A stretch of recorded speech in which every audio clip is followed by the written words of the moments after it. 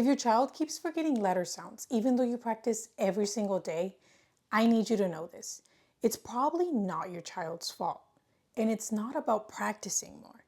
It's about how you're practicing. Because this is what usually happens. You show a letter, you repeat the sound, your child repeats it back, and it feels like they got it. But the next day, it's completely gone. And that's when you start thinking, why is this so hard for them? Hi, I'm Maria. I'm an elementary teacher, and I saw this a lot with beginning readers until I changed my method. And if you've ever felt like your child just can't retain letter sounds, this video is going to change the way you teach reading. Because the problem is not repetition. The problem is that the brain needs connections to remember. Think about it like this. If I show you something random with no meaning, your brain doesn't know where to store it. But if I connect that same thing to something you already know, or something funny, or something visual, suddenly it sticks. And that's exactly what mnemonics do. They're basically memory hacks that help your brain hold on to new information.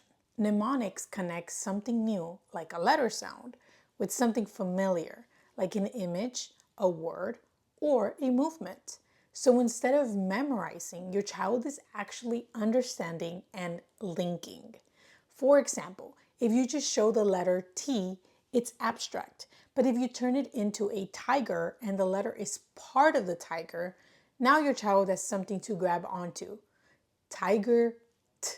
And that's way easier to remember for a child. And here's something really important. Not all mnemonics work the same.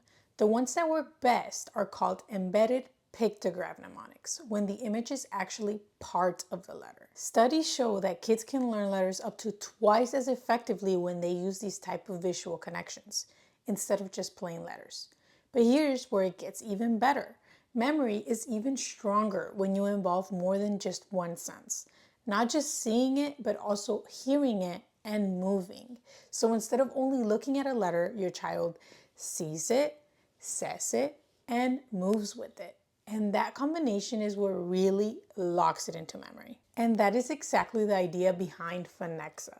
We didn't want flashcards that kids just look at and forget. So we designed them with 3 layers of memory.